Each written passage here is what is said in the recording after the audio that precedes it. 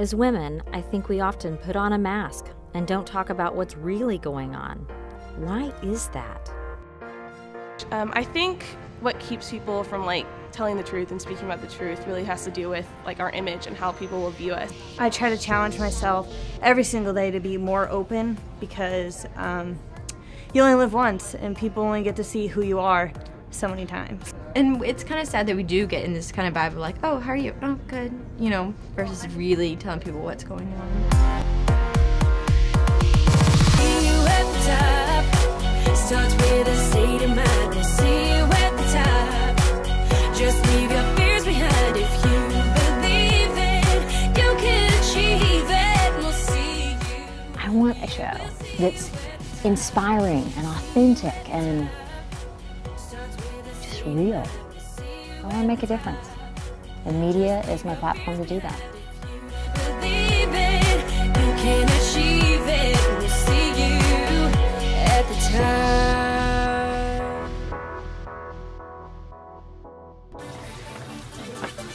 Oh, yes. That's beautiful. On the outside, I have it all together. I'm a motivational speaker who's comfortable talking to anyone. I live a very privileged life. I have it seemingly figured out when it comes to business and finances. Behind the scenes, things are a different story. I struggle with insecurities. Things are not as good as one may think on the financial side. And at the end of the day, I have a lot to figure out both personally and professionally. And I don't think I'm alone in this game we women play, pretending to have it all together and that life just comes naturally. So they're going to be here in 5 minutes. I got home late from a meeting. Right, okay. It's chaotic in here. You know, I don't, and my house looks a little bit messy. The food out, the wine open, and candles lit. I'm so bad when people say, what can you bring? And I say nothing. And then I really need them to bring something. I love the whole vintage feel of it.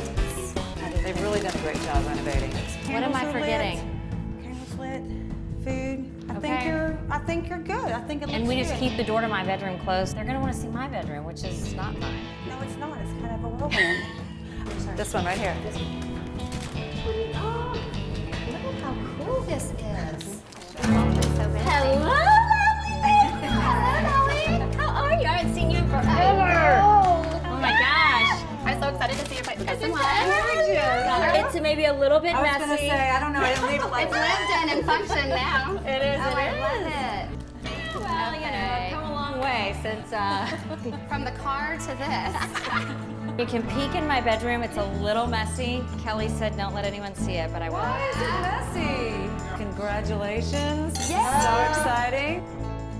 Here's the problem that we have, is if we don't start really talking about things, How are we going to learn from each other and grow and improve and rawr, you know? but I don't think we really do talk about things. We should. And this is going to sound really silly, but even with you all coming over tonight, because Nancy, I've known you from decorating my place, so you probably know more of me than I realize. Oh yeah, you get into people's heart and soul when you're in the home. That's where it is. It's all there. It's all hanging out.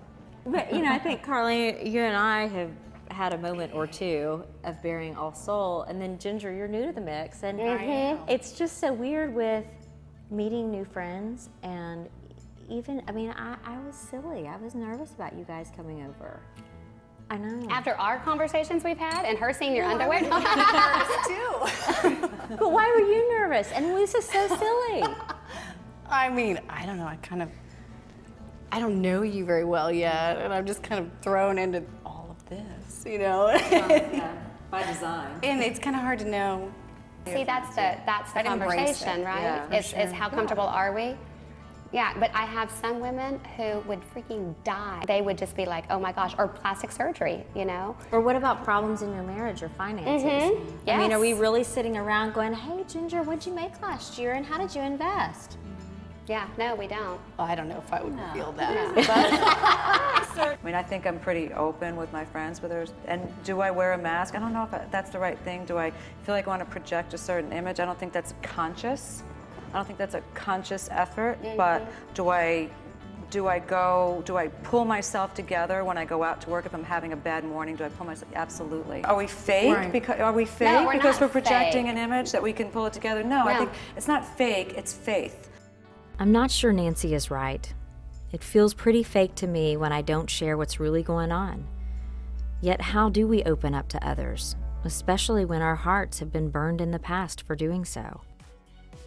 Is my hair okay? Yeah, okay. Just grateful to have hair, but it's kind of crazy, so. And I'll still have friends not be able to look at me when I talk about it. We can only begin to solve life's problems by talking about them, taking that risk of reaching out to others. I heard Amy Dockery speak at a women's conference. She was so strong and honest and willing to share the deepest, darkest parts of her life. Where does that bravery come from? June 1st, last summer, I was actually in bed just in the middle of the night. As my arm kind of grazed across my chest, I felt this, like something is not supposed to be there. I just felt it, almost felt like my pearl earring had come out or something. It was just, something's wrong. So the next day, I called and got an appointment with the doctor and went in and they did a sonogram and a needle biopsy and all that. Anyway, I was diagnosed on June the 9th with invasive ductal carcinoma, which is the most common kind of breast cancer. I wasn't on any risk factor list anywhere. I mean, I've had 4 children. That kind of takes you out of the risk factor. I had never been around, you know, carcinogenic things that I was aware of. It wasn't running in my family anywhere. Didn't know anyone that had breast cancer. I decided to move quickly, so we actually went to a cancer treatment center, and I decided to be as aggressive as I could. I was 37 at the time, and I didn't want to have to be back at that place again, talking about this again in a couple years. So even though it was only on the right side, I decided to have a radical mastectomy on both sides with a staged reconstruction.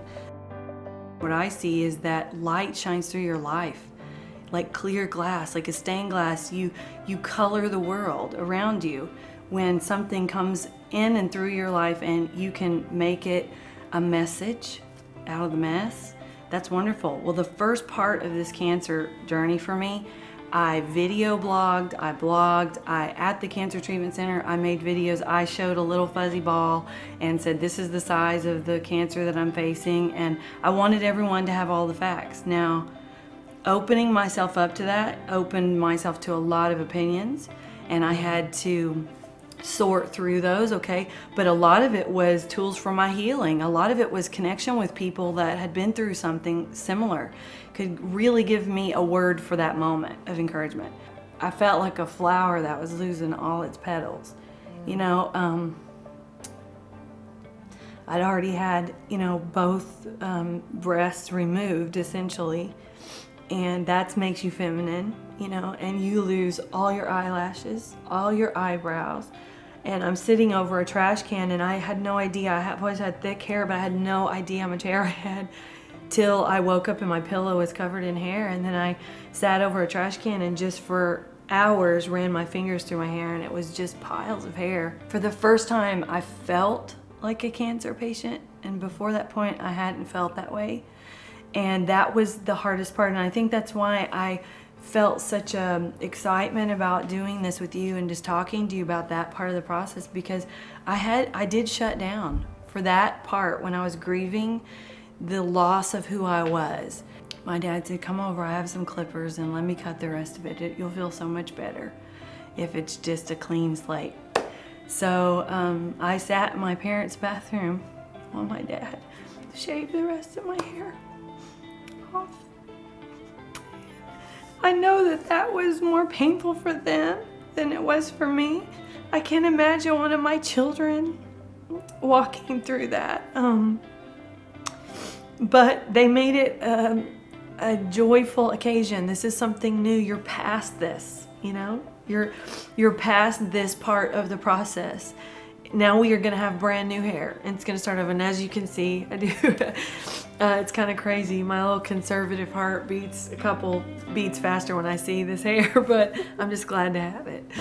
After conquering cancer, Amy decided she was ready to conquer the Sydney Bridge. So we go in this room with all these people from all over the world, and they said, so why are you here? We find that nobody just climbs this bridge unless there's a reason. And so they're going around the circle, and everybody says who they are, and I said, because I had breast cancer this last year, and I started crying. So the whole group, the circle, starts clapping for me, and we all had a moment, and a lady came up to me afterwards. She had short hair like me, older lady in her 50s, and she said, I had breast cancer too this year, but I couldn't say it out loud. And when you said it out loud, you said it for me. That's why I'm doing this. And I was just like, we have sisters that have been through this all over the world, and we're too afraid of saying, this is a trophy. I have conquered this. Just like I'm saying now about the bridge. I conquered that bridge. I believe that if me sharing something can help somebody else, just like it did when you shared your experience, gave somebody else freedom to share. Absolutely. And that's gonna be where we create community of women. Right. And authenticity threatens people. That's why they hate it. They hate it because they've got closets and they've got skeletons and they're so afraid. They live in fear. But when you bring things out into the open, you set so many people free. But my mom told me a long time ago, I said, when do I know when to reveal things and when to conceal them? And she said, when it comes to your own life and your own mistakes, reveal it. When it comes to other people's, conceal it. And I've lived by that. It makes it very simple. I'm not here to make everyone else be authentic. I'm here to be who I am designed to be. And women need to hear it. They need to hear it right to the heart. They need to hear they're accepted for who they are, and they are worthy just the way they are. And you're doing it. We have to share what's really going on for ourselves, of course, but for others as well. It gives people permission to do the same. You know, one of the things that we're working on right now is getting men to speak out about domestic violence. Talking about the real issues is the only way to deal with the real issues, as I've learned firsthand through my experience at Safe Haven of Tarrant County. Safe Haven works to change the lives of women and children who have been impacted by domestic violence. So Marilee, why do you think, well, let me back up, this kind of exploring right now what women don't really talk about. And I think certainly an abusive relationship, whether it's physically, mentally, emotionally, that's certainly something women don't talk about. How can we change that? Wow. You know, one of the things that we're working on right now is getting men to speak out about domestic violence, and men to hold other men accountable, and men to stand up and say, hey buddy, that's not funny. You know, that sort of thing. And I think when men are willing to speak out, then women will be more willing to speak out as well. I've been doing this work for 20 years, and so all my friends know what I do, and I'll still have friends not be able to look at me when I talk about it. So it's a hard issue for people to talk about, much less do anything about. So I think we have to help them peel away the layers of secrecy from the issue, because it won't go away unless we're willing to talk about it. It just won't. It's so important to talk about our secret struggles. It's not easy. I know that firsthand after my ex-husband was arrested for assault with bodily injury, and I was the one assaulted. I was alone, pregnant, financially left with nothing, and was embarrassed and afraid of what people would think. And had I not talked about it, I wouldn't have gotten the help and support I needed. As I begin to open up about where I truly am on things, I am finding there really are resources out there to help. Hi there, Tim. Janee. Good to see you again. How are you? I'm ready. Good. Let's go in and we'll chat a little bit about the finances. Fun and finance. I'm all in. I had a group of girlfriends over the other night, and it was so funny. We were talking about things that women never talk about. And one thing I'm pretty sure I've never heard my friends mention is how much they make a year, how they're investing their money, and it's just like we don't really share that kind of stuff. What you have to know and think about is women really do have a lot of financial power. Did you know that 85% of all purchases are done by women? And in a household, the women makes most of the decisions. They're the financial engine of the house. I think they find the financial topic to be a little intimidating, and it doesn't need to be. It can be something that they can have fun with and prepare themselves for the future. Women are very good at investing because they take their time. They are willing to stick with a plan, more so than men, unfortunately, because men a lot of times tend to shoot from the hip, and when it comes to investing are a little bit more emotional than women, because they jump in and they jump out, and it's to their detriment. You can start with as little as $50 a month, and that's the message that I would like to get out, is that all you have to do is just start. Take control of your financial life, because there is no white knight that's going to ride up and take care of you. You can do it. Tim Tebow. Why do you think, Tim, women aren't comfortable talking finances? Fear. I think fear is a big thing, and I think that's wrong. I think you need to be open and honest, to talk about it and to discuss it and to swap ideas and to try and get the information that you need. Most people spend more time planning their vacation than they do retirement. And a scary fact is that 1 in 5 women over the age of 65 are living in poverty. And this is the greatest country in the world, and that is wrong. And a lot of it is due to women not being educated about what their options are and what they can do. And they've depended too long on their knight in shining armor to take care of them, your Tim Tebow or whoever. I want to say it one more time. Women have the power. They can do it. I believe we have more power than we realize as women, especially when we are open and honest about where we are and what we need. Without that, we're stuck, alone. Like in junior high, they say things and we start building that wall where we don't trust women anymore. What's your name? Kate. I'm Janee. It's nice to meet you. Me too. Hey, I'm Jeff Antis. Janeé Harrell. Nice to meet you. Nice to meet you. Cute. Oh, you look amazing. Oh, well, you know. Sweetie. Hey, Shani, how are you? Doing great. Have you ever been here? I have not. I love spoiled pink. So as women, how much do you think we share with each other about what's really going on? I think it's if we can trust that person. Because if we can't be vulnerable.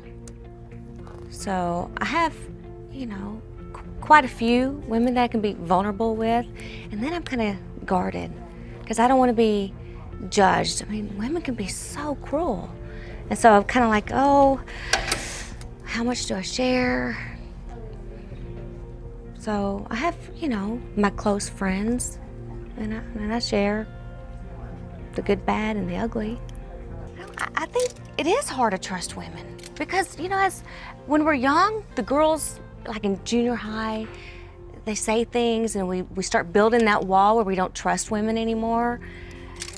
It's like our hearts get broken by girls when we're young, rather than boys, really. Last night I was pulling salmon out of the freezer. Party of one.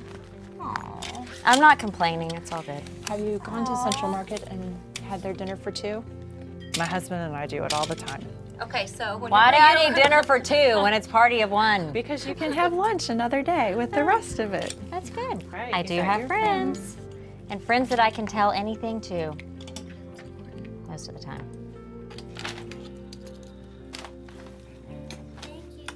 Thank you. I'll see you soon. Why is it so hard to share openly about our dirty laundry and talk about the real issues? How do we peel away those layers? Reveal to heal. It's as simple as that. It allows us to pick up the pieces and start believing in some of those dreams we once had.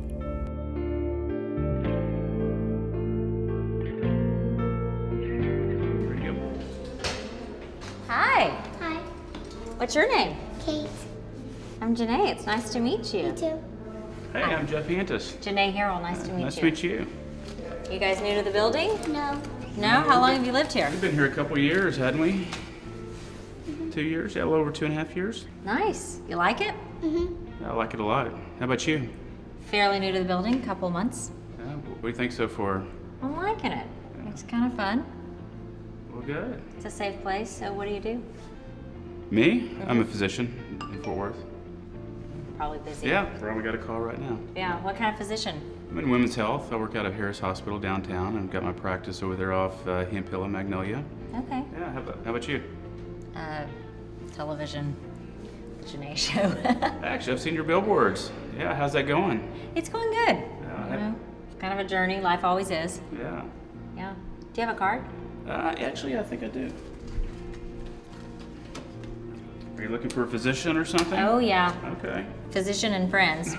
Well, You good. never know, right? All right. Well, it's very nice meeting you. Nice to meet you. Yeah, I'll see you around. All right. Thanks, Yeah. Jeff. Nice to meet you, Kate. You too. All right. Look forward to connecting. While we can't change the world, we can change the way we operate in the world. We can choose to have more authentic communication with the people around us. Open ourselves up to experiencing new things in life without any preconceived notions, and begin to pick up the pieces and build the lives we always wanted. Hey, Janee, what's going on? Hi. Thanks for coming by. Good to see you Good again. to see you again. Come Love on your in. building. Thanks.